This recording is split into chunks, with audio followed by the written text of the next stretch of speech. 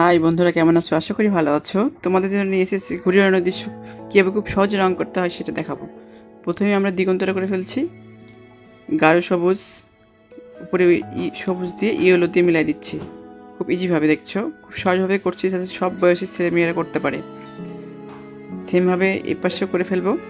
নিচের অংশটা টিয়া হলুদ দিয়ে মিলাই দেবো। পাড়টা উপরে একটু হলুদ দিয়ে দিচ্ছি। এ পাশেও সেমভাবে করবো।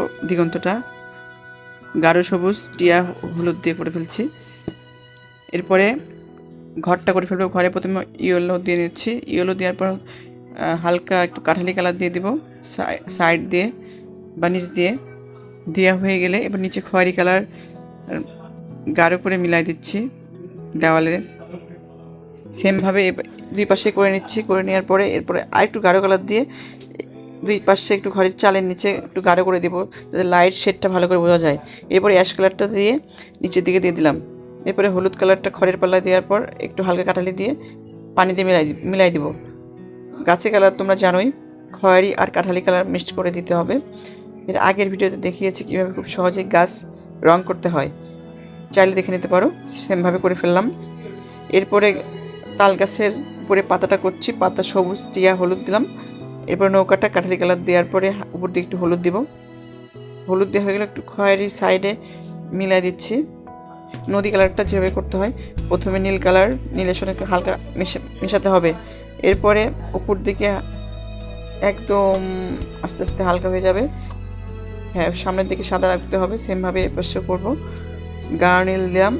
গাঢ় নীলের সঙ্গে একটু আকাশি মিশ করে উপর দিকে জাস্ট পানি দিয়ে মিলাই দিচ্ছি রঙটা। দেখো, তাহলেই হয়ে গেল নদী কালারটা। এরপরে নিচের অংশটা যেটা আছে সেখানে সবুজ কালার দিয়ে দিচ্ছি। সবুজের সঙ্গে টিয়া মিক্সড করে পাশে পুরোটা পানি দিয়ে মিলাই দেব। এই পাশে আর একটু সবুজ দেওয়ার পরে একটু সবুজ কালার নিচের দিকে আর একটু আলো ছায়ার মতো করে দিচ্ছি। ছোটো ছোটো ঘাস করে দিচ্ছি, দেখতে পাচ্ছ। এরপর ইয়েলো কালার দেওয়ার পর মিলাই দেবো খুব সহজেই টিয়া হলুদ দিয়ে। হয়ে যাওয়ার পর হলুদ কালার দেওয়ার পর গাঢ় সবুজ দিয়ে ঘাসগুলো করে ফেলবো। উপর দিকে টান টান করে দিচ্ছি। খুব সহজে যেটা করা যায় সেটাই করছি তোমাদের জন্য। এরপরে এই পাশে সেমভাবে টিয়া হলুদ করলাম। করার পর নিচের অংশগুলোতে একটু টিয়া দিচ্ছি বা হলুদ দিচ্ছি। দেওয়ার পরে গাছের নিচের গাঢ় সবুজ দিলাম। ছায়ার বিষয়টা বোঝাতে হবে।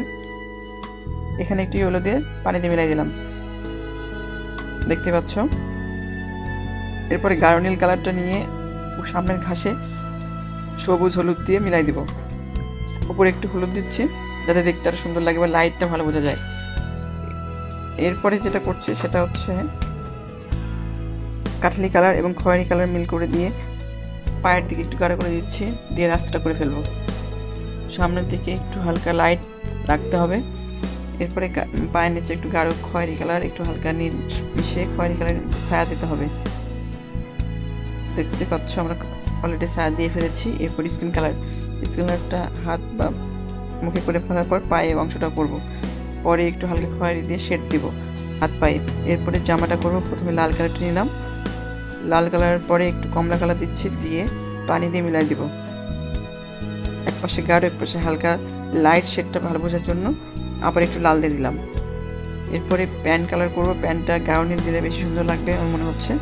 গাঢ় নীল কালার দেওয়ার পরে একটু পানি দিয়ে মিলাই দেওয়ার পরে একটু কালো নেব। কালো নিয়ে উপর দিয়ে একটু হালকা ডার্ক করে দিয়ে ছেড়ে দেবো, তাহলে দেখতে আরও বেশি সুন্দর লাগবে। তারপর ঘড়িটা রং করবো। ঘড়ির দুই পাশে দুই রকম।